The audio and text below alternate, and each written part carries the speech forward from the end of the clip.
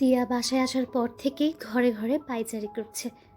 একবার রুমে আসে, আরেকবার বারান্দায় যায়, আবার হঠাৎ করে খাটে বসে মোবাইলের দিকে আহত দৃষ্টিতে তাকিয়ে থাকে।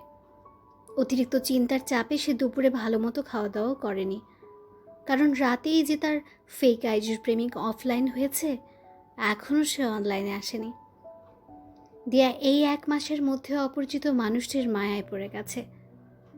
ছবি তো বহুদূর, সে জানেও না ফেক আইডিটির মালিকটি আদৌ কোনো ছেলে নাকি কোনো মেয়ে। ছেলে হলেও ছেলেটা বুড়ো নাকি যুবক, যুবক হলেও কোনো বিবাহিত পুরুষ নয় তো। এইসবই এখন তার মাথায় ঘুরপাক খাচ্ছে। শেষমেশ দেওয়ার অপেক্ষার অবসান ঘটিয়ে সন্ধ্যায় তার প্রেমিক অনলাইনে এলো। অজানা মানুষটির নামের পাশে সবুজ বাতি জ্বলে ওঠার সাথে সাথেই দেয়ার ঠোঁটে হাসির রেখা ফুটে উঠল। তার চোখে মুখে আলোকিত ভাব দেখে মনে হচ্ছে তার মনে সন্ধ্যার মৃদু অন্ধকারেও নতুন সূর্য উঠেছে। সে তাড়াতাড়ি মেসেজ দিয়ে বলল, তুমি কি রাগ করে আছো? তোমার সাথে কি রাগ করে থাকা যায়? আচ্ছা, একটা প্রশ্ন করি। হ্যাঁ, করো। 1 মাস হয়ে গেল, তুমি এখনো তোমার নাম বলনি। তোমার নামটা কি আজ বলবে? নায়ক। মানে? আমি তোমার মনের নায়ক। এসব ফাজলামো করো না তো, অসহ্য। কি হয়েছে, এমন করছো কেন? এভাবে ঘুরিয়ে পেঁচিয়ে কথা বলবে না আমার সাথে। আমি আর তোমার সাথে কথা বলবো না, গুড বাই। দিয়ে আর কোনো সুযোগ না দিয়ে আইডিটি ব্লক করে দিল। তার এখন খুব কষ্ট হচ্ছে, কিন্তু কিছু করার নেই। সে যদিও আইডির মালিকের প্রেমে পড়ে গেছে, কিন্তু এখন যদি মায়া বাড়িয়ে ফেলে তখন অনেক কষ্ট হবে, কারণ সে হৃদিকেও ভালোবাসার জন্য কষ্ট পেতে দেখেছে। তাই সে কাউকে ভালোবাসতে চায় না, কষ্ট পেতে চায় না। দিয়া আজ এক অদ্ভুত যন্ত্রণাদায়ক রাত কাটিয়েছে। তার একবার ইচ্ছে করছে ব্লগ খুলে মেসেজ দিয়ে মনটাকে শান্ত করতে, আবার মনকে বারণ করছে এই ভেবে যে যদি ফেক আইডির মালিক একজন প্রতারক হয়, বলা তো যায় না, হয়তো তার সাথে প্রেমের অভিনয় করছে। কয়েকদিন পর রিধি আর দিয়া ভার্সিটি থেকে মেলায় ঘুরতে এসেছে। মেলায় প্রচুর ভিড়। ভিড়ের মাঝে হঠাৎ কেউ একজন দেয়ার হাত ধরার সাথে সাথে ছেড়ে দিল। সে চমকে উঠল, কিন্তু এতগুলো মানুষের মাঝে কেই বা তার হাত ধরল সে বুঝতে পারল না। আর এটা কোনো ভুল স্পর্শ ছিল না।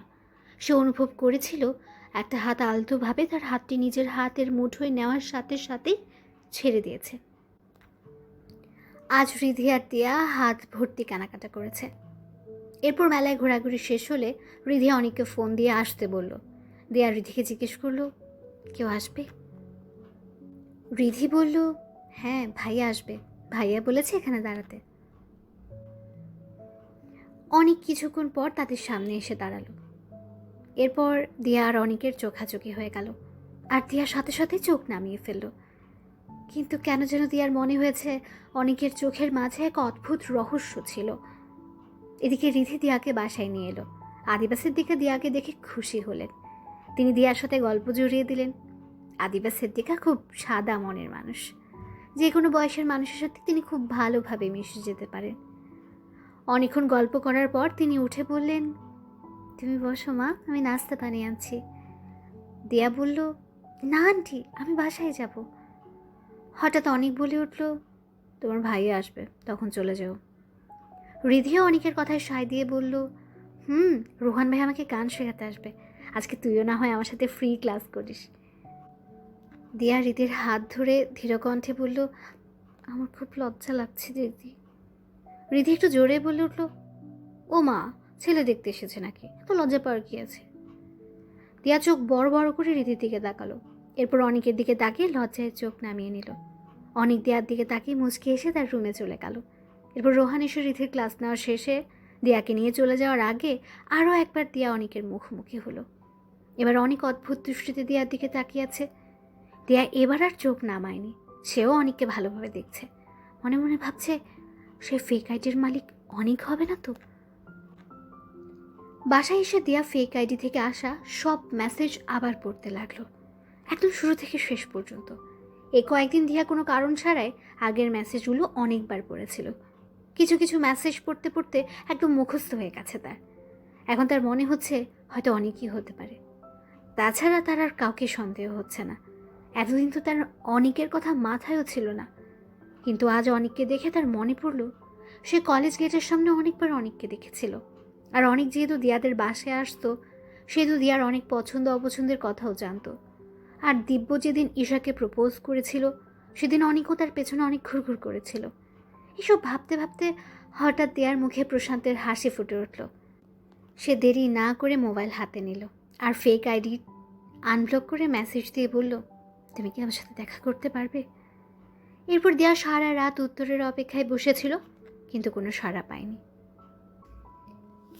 আজ রীতি ভার্সিটি যায়নি, কারণ সে আজ রক্তিমের গোয়েন্দাগিরি করবে। ক্লাসে একটা মেয়ের সাথে তার খুব ভাব জমেছে। মেয়েটির নাম বর্ণালী। সে খুব আবেগী আর অল্পতেই কান্না করে দেয়। একটা দিন রীতির সাথে কথা না বলে তার ভালো লাগে না, কারণ রীতিকে সে খুব পছন্দ করে। দিয়া আর রীতি যখন বাদ ভাঙা কথা বলে, তখন বর্ণালীর খুব খারাপ লাগে, কারণ সে ছোটবেলা থেকে তেমন কারোর সাথে ঘনিষ্ঠ হতে পারেনি। খুব শান্ত স্বভাবের ছিল, তাই বন্ধুও তেমন হয়নি। যারা হয়েছিল তারাও মাঝে মাঝে তাকে কষ্ট দিত। বর্ণালী দেখতে খুব মায়াবী, কিন্তু একটু নাদুস নুদুস, তাই সবাই তাকে ব্যঙ্গ করে বিভিন্ন নামে ডাকত। তার পাশে কেউ বসতেও চায় না। কিছু ছেলে তো বাঁকা চোখে তাকায়, কিন্তু একমাত্র রিধির কাছে সে অনেক গুরুত্বপূর্ণ। রিধি তাকে বর্ণ বলেই ডাকে। রিধি ক্লাসে না গেলে বর্ণও যায় না, আর আজও তারা ক্লাসে যায়নি। নাস্তা খেয়ে বাসা থেকে বেরিয়ে পড়ল রিধি। বর্ণকে নিয়ে চলে গেল রক্তিমের অফিসের সামনে। সে একটা মাস তার ভালোবাসার মানুষকে দেখেনি, আর কতদিনই বা না দেখে থাকবে। তাই রক্তিমকে এক নজর দেখার জন্য চলে এলো। রিধি মাথায় ওড়না, মুখে মাস্ক আর চোখে কালো সানগ্লাস লাগিয়েছে, যাতে রক্তিম কোনোভাবেই তাকে চিনতে না পারে। বর্ণ আশেপাশে তাকিয়ে বলল, রিধি, তোর রাক্ষসটা কি বিদঘুটে জায়গায় থাকে? রিধি চোখ ছোট করে বর্ণের দিকে তাকালো। বর্ণ বলল, কি হয়েছে, এভাবে তাকিয়ে আছিস কেন? খারাপ কি বলেছে? এখানে তুই বিয়ে করে কিভাবে থাকবি? মনে হচ্ছে ফ্যাক্টরি। রিধি দাঁত বের করে বলল, জি, এটা আসলেই ফ্যাক্টরি। এটা রক্তিমের অফিস। আর শোন, রক্তিমকে রাখবো শুধু আমিই ডাকবো, তুই ওকে বড় ভাইয়া বলে ডাকবি। কি বলে ডাকবি? বর্ণ দীর্ঘশ্বাস ফেলে বলল, বড় ভাইয়া। হ্যাঁ, মনে থাকে যেন, রক্তিম শুধু আমার রাক্ষস, আর কারো না। বর্ণ বলল, আচ্ছা, এখন আমরা কি করব? দাঁড়িয়ে থাকবো? রিধি বলল, না, ভেতরে যাব। বর্ণ বলল, মনে হচ্ছে আমরা ডাকাতি করতে যাচ্ছি, প্রচণ্ড ভয় লাগছে, ধরা খেলে আমাদের যদি পুলিশে দিয়ে দেয়। রিধি সানগ্লাসে ফু দিয়ে আবার চোখে পড়ে বলল, আমি কে? হ্যাঁ? বর্ণ ভ্রুকুচকে বলল, রিধি। রিধি বলল, জি না, তোর বড় ভাইয়ার জান প্রাণ। কেউ আমাদের গায়ে হাত দিলে চোখ থেকে সানগ্লাস নামিয়ে মুখের মাস্ক টেনে খুলে যদি একবার নায়িকার মতো চিৎকার করে বলি, বাঁচাও রক্তিম, দেখবি আলো ওর বেগে কীভাবে ছুটে আসে আমাকে বাঁচাতে। তখন পুলিশও উড়ে যাবে রক্তিমের ছুটে আসার বাতাসে। বর্ণ হেসে বলল, বড় ভাইয়ার কাছে কি সুপার ন্যাচুরাল পাওয়ার আছে? রিধি দাঁত বের করে হেসে বলল, না, ভালোবাসার পাওয়ার আছে। বর্ণ মুখে হাত দিয়ে বলল, ও মা গো, ট্রু লাভ। বর্ণালীকে হাসতে দেখে রিধি মুখ ভেঙচি দিয়ে অফিসে ঢুকে গেল। বর্ণও তার পেছন পেছন গেল, আর আশেপাশে দামি দামি গাড়ি দেখে বলল, রিধি, এগুলো কি সব ভাইয়ার? আরে না, এগুলো ওদের কোম্পানির প্রোডাক্ট। হঠাৎ কোম্পানির একজন কর্মচারী তাদের পথ আটকে জিজ্ঞেস করলো, কোথায় আছেন? রিধি বলল, আপনাদের বস নাদিম হোসেন রক্তিমের সাথে দেখা করতে যাচ্ছি। স্যার ওনার ক্যাবিনে আছেন। আপনাদের পরিচয়? বর্ণ বলল, আমরা ইনকাম ট্যাক্স ডিপার্টমেন্ট থেকে এসেছি। বর্ণ কর্মচারীর মুখের সামনে একটা ফেক নোটিশ আর আইডি ধরল। মূলত বর্ণের বাবা ইনকাম ট্যাক্সের একজন অফিসার, তাই এই ব্যাপারে তার কিছু হলেও জানা আছে। এরপর কর্মচারীটি বর্ণ আর রিধিকে রক্তিমের ক্যাবিনের সামনে নিয়ে গেল। এবার রিধি গলা উঁচু করে কর্মচারীটিকে বলল, আপনি এখন যেতে পারেন। কর্মচারীটি চলে যাওয়ার পর বর্ণ রিধির মাথায় টোকা দিয়ে বলল, লোকটা এত সহজে ঢুকতে দেবে আমি মোটেও ভাবিনি, নিশ্চয়ই নতুন জয়েন করেছে। রিধি বলল, ভাগ্য ভালো ছিল, এই সময় সিকিউরিটি গার্ড শিফট বদলায়, তাই আমাদের কেউই আটকায়নি। বর্ণ বলল, বড় ভাইয়ের সামনে গেলে তো ধরা খাবো। রিধি দুষ্ট হাসি দিয়ে বলল, তার সাথে তো অন্য নাটক চলবে। রিধি আর বর্ণ ক্যাবিনে ঢুকে পড়ল। রক্তিম খুব মনোযোগ দিয়ে কাজ করছে। মাথায় এক গাদা চুল, মুখ ভর্তি দাড়ি, দেখতে পুরো দেবদাসের মতো লাগছে। রিধি এখন নতুন করে এই দেবদাসের প্রেমে পড়েছে। রিধি যেন মুহূর্তেই ঘোরের মাঝে চলে গেল। আর রক্তিম চোখ তুলে তাদের দেখে জিজ্ঞেস করলো, আপনারা কারা? এভাবে পারমিশন ছাড়া কেন ঢুকেছেন? রিধি তো আর নিজের মাঝেই নেই। মনে হচ্ছে এক যুগ পর রক্তিমকে দেখছে, আর মনের মাঝে ভালোবাসার ঋতু চলে এসেছে। আশেপাশে ফুলের বাগান, আকাশ থেকে ফুল ঝরছে, আর সে রক্তিমের হাত ধরে বসে আছে। গতকাল রাতে এমন একটা মুভি দেখেছিল, তাই হয়তো সে এখন ফ্যান্টাসির জগতে আছে। বর্ণ খুব জোরে গোদা দেওয়ায় রিধি ভাবনার জগৎ থেকে বেরিয়ে গেল। বর্ণ রক্তিমকে দেখে তার দিকে তেড়ে এসে বলল, এই বেটা, তুই আমার বোনটার জীবন নরক বানিয়ে দিলি কেন? কয়েক মাস প্রেম করে ছেড়ে দিয়েছিস, তুই আমার বোনটার জীবন ধ্বংস করে দিয়েছিস। রক্তিম অবাক হয়ে বলল, এক মিনিট, কে আপনার বোন? কার কথা বলছেন? আর কোন সাহসে আমার নামে আজে বাজে কথা বলছেন? বর্ণ রিধিকে দেখিয়ে বলল, এই তো আমার বোন, আপনার সামনেই তো আছে। রক্তিম রিধির পা থেকে মাথা পর্যন্ত পর্যবেক্ষণ করে বলল, আরে এভাবে মুখ ঢেকে রাখলে কীভাবে চিনব কে এই মেয়ে? বর্ণ দাঁতে দাঁত চেপে বলল, কয়টা মেয়ের সাথে প্রেম করিস, আমার বোনকে চিনছিস না? রক্তিম রাগী কণ্ঠে বলল, খবরদার, উল্টাপাল্টা কথা বলে আমি কিন্তু পুলিশ ডাকবো। মূলত রক্তিমকে মেয়ে সম্পর্কিত ব্যাপার নিয়ে বিরক্ত করাই রিধির মূল উদ্দেশ্য ছিল। কারণ রিধির সাথে অনেকদিন ধরে রক্তিম কথা বলেনি, তাই তার ধারণা রক্তিম এখন অন্য মেয়ের সাথে সময় কাটাচ্ছে, যার ফলে রিধি এই অভিনয় করে তার আন্দাজ ঠিক কিনা তার যাচাই করতে এসেছে। এদিকে বর্ণের চেঁচামেচিতে অফিসে লোক জড়ো হয়ে গেল। বর্ণ বলতে লাগলো, এ ছেলে আমার বোনকে বিয়ে করেছে, আর এখন বাচ্চার দায়িত্ব নেওয়ার সময় এসেছে, তাই মুখ ঘুরিয়ে নিয়েছে। এখন হয়তো আমার বোন আর কাউকে এই মুখ দেখাতে পারবে না। বর্ণ রিধির কাছে এসে বলল, এই জীবনে রেখে লাভ নেই, এই অফিসের ছাদ থেকে পড়ে তুই আজই মরে যাবি, আর আমাদেরকে উদ্ধার করবি।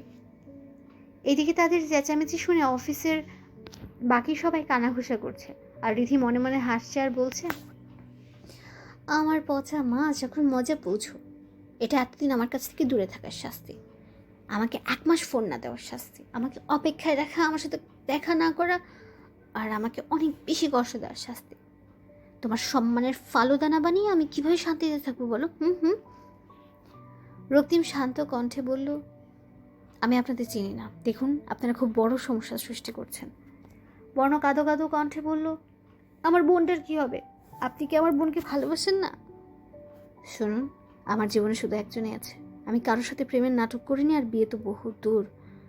ঋতিকে ছাড়া আমি আর কাউকে নিয়ে কিছুই ভাবি না, তাই এইসব বাজে বাজে কথা বলে সমস্যার সৃষ্টি করবেন না। রিধি তো খুশিতে উঠতে ইচ্ছে করছে। এতদিন পর সে রক্তিমের মুখে নিজের নাম শুনছে। রক্তিম কত ভালোবাসা দিয়ে নাই নামটা উচ্চারণ করেছে। হঠাৎ একটা মেয়ে রক্তিমের ক্যাবিনে ঢুকলো আর বলল, স্যার, আপনি বললে এখনই পুলিশকে ফোন দিতে পারি। হ্যাঁ দাও, এরা উল্টাপাল্টা কথা বলছে। মেয়েটা রক্তিমের পাশে এসে দাঁড়িয়েছে, তাই রিধির প্রচণ্ড বিরক্ত লাগছে। সে মনে মনে বলল, কত বড় সাহস, মেয়েটা আমার রক্তিমকে বলছে আমাকে পুলিশে দিতে। রিধি এবার চেঁচিয়ে বলল, এই, তুমি আমার রাক্ষসের পাশে দাঁড়াবে না, সরো সরো সরো বলছি। রক্তিম আর বর্ণ হা হয়ে গেল। বর্ণ মনে মনে বলল, এটা তো প্ল্যানিংই ছিল না। প্ল্যান ছিল রক্তিম ভাইকে ফাঁসি আমরা পালিয়ে যাব, আর উনি জানতেই পারবেন না মেয়েটা রিধি। কিন্তু এখন রিধি তো নিজে ফাঁস করে দিয়েছে। রক্তিম অবাক হয়ে বলল, রিধি? রিধি সানগ্লাস নামিয়ে মাস্ক খুলে রক্তিমকে জড়িয়ে ধরে বলল, তুমি অনেক পচা, তোমার এত বড় সাহস আমাকে পুলিশে দেবে? তুমি আমাকে একটু ভালোবাসো না? I hate you. আর এই মেয়েটাকে? হ্যাঁ। রিধি মেয়েটির দিকে তাকিয়ে বলল, এই মেয়ে, তুমি আমার রক্তিম পাশে দাঁড়াবে না, যাও। রক্তিম বলল, রিধি, কি ছিল এসব? তুমি কি কোনো বাচ্চা? এসব নাটক করছো কেন? আমি তোমাকে 1 মাস দেখিনি, তোমার তো আমার কথা মনেই পড়ে না। আর আজ 1 মাস পর দেখা করছি, এভাবে হালকাভাবে দেখা করলে চলে? ঘটা করে দেখা করবো না? এখন তোমার এই দিনটা সবসময় মনে থাকবে, তখন আর ভুলেও আমার সাথে এতদিন কথা না বলে থাকতে পারবে না। আরেকবার এমন করলে এভাবে তোমার সম্মানের ফালুদা বানিয়ে দেবো সবার সামনে, মনে থাকবে? রক্তিম মুচকি এসে বলল, হ্যাঁ মনে থাকবে। আজ 1 মাস পর রক্তিম তার রিধি দেখা পেয়েছে। আজকের দিনটা সে কোনোদিন ভুলবে না, কারণ তার 1 মাস রিধিকে কাছে না পাওয়া, রিধিকে না দেখা, রিধির মিষ্টি সুর না শোনার শূন্যতা কেটে গেছে, তার অপেক্ষার অবসান হয়েছে।